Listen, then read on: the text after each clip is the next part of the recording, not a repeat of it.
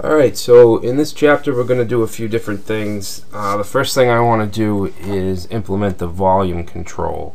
Alright, because right now if we play it and turn it up, it doesn't do anything. Okay, it's not getting louder or softer. Alright, so let's open up the HTML with Notepad and the main JavaScript file. Alright, so we have play, pause, and stop functionality, which is all set. So what we want to do is grab the volume object. Alright, so if we go to the HTML, we have an input which has the ID of volume. Alright, and the minimum is 0 and the maximum is 10, and the default will be 4. Alright, so let's grab this with jQuery. Alright, I'm going to add some comments here just so we know what everything does.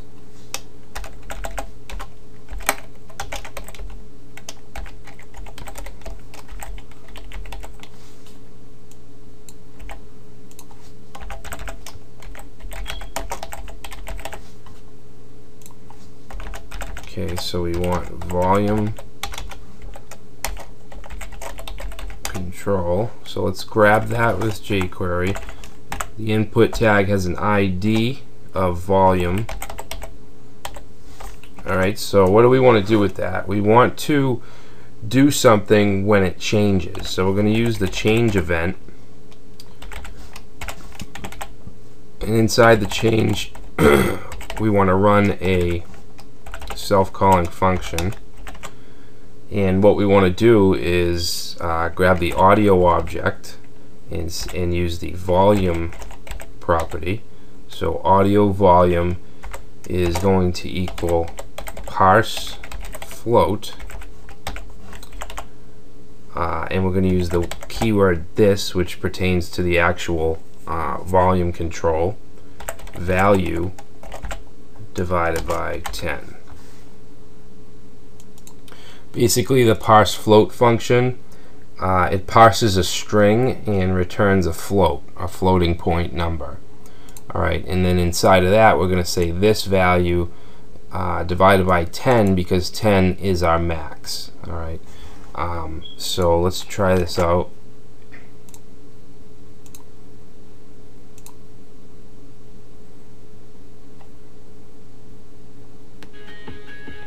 Alright, so I'm going to turn it up. Down, up. Alright, so it's working.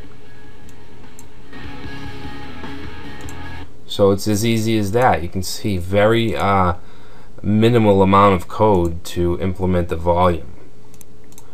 Right, so the next thing we want to do is implement the duration. Okay, we want this timer to go when the song's playing, and we also want this progress bar to fill up as the song plays. Alright, so what we're going to do is create a new function and put a comment. I'll just say time / duration, and I'm going to create a function called show duration.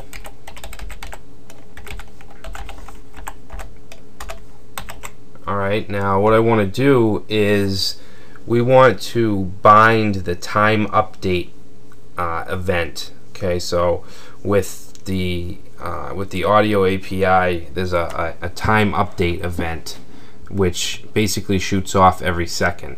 Alright, so what we want to do is grab the audio object, and we want to set bind, and the first parameter is the name of the event, which is going to be time update, and then the second is going to be a function. Okay, so the first thing we want to do is get the hours and minutes, and we're going to set a couple variables. S is going to be for second, basically we're going to call this parse int JavaScript function on audio dot current time. We want the percent, and then we want 60. Okay, so this little formula here is basically just going to give us this, the seconds that have passed. Okay, so now we want to grab the minutes, so we'll say variable m equals parse int, which just turns whatever is in here into an integer, into a number. And same thing, audio dot current time divided by 60, and then here we want modulus 60. Okay, so that little formula will give us the minutes.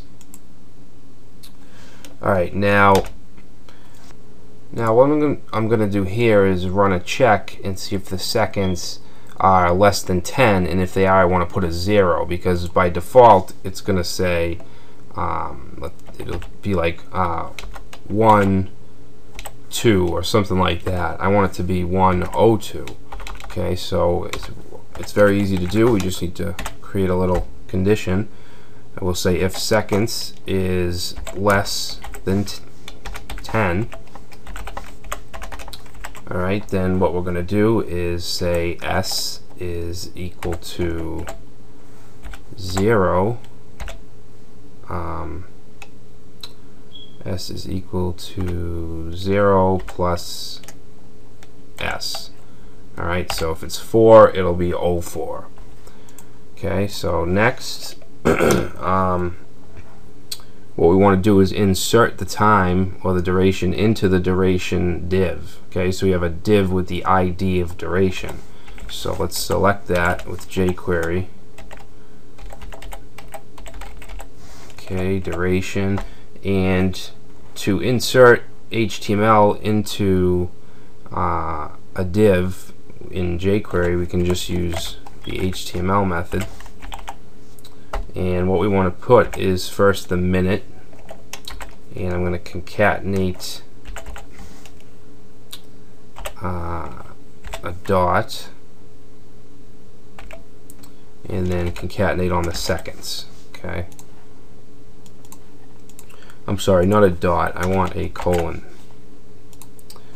Alright, so that'll put it in, and next we want to implement the progress bar.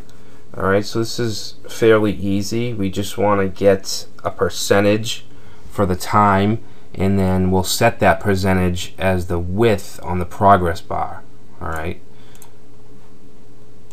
so we're going to start with creating a variable called value, and that's going to be equal to 0.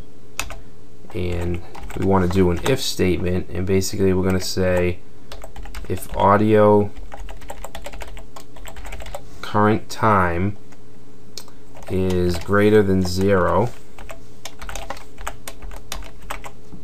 then value is going to equal math. We're going to use the math function, the math.for function, and inside here basically I'm going to put another set of parentheses and say 100 divided by audio dot duration multiplied by audio dot current time. Okay, so this is basically going to give us a percentage of out of 100 where the actual song, the time in the song is. Alright, and then under here we're going to grab that progress div,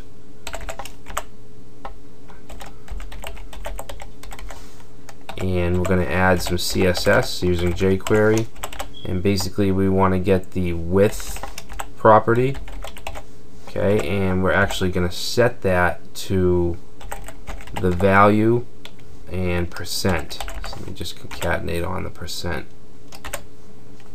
Alright, so every second every time the time update event fires off, which is every second, the value will increase up until it's 100%, which will be the whole song. Alright, so let's give this a shot. Okay, I'm going to reload.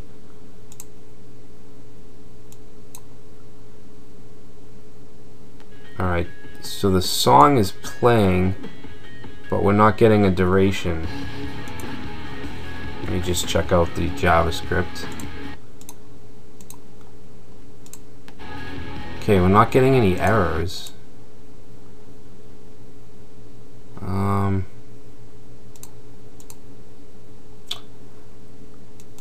Oh, you know what? We haven't called the show duration method. Alright, so we have to actually call this in the play. When we click the play button, we'll call that function. Alright, so let's try this again. Alright, so we can see the time, and you can see the progress bar as well filling up. Excellent. If we pause it, it stays where it's at, play it, keeps going. If we stop it, it goes back to 0. So that's working perfectly. Alright, so the last thing we have to do here is just implement the playlist and be able to switch through songs. So I'm going to save that for the next chapter, and I will see you there. Thanks.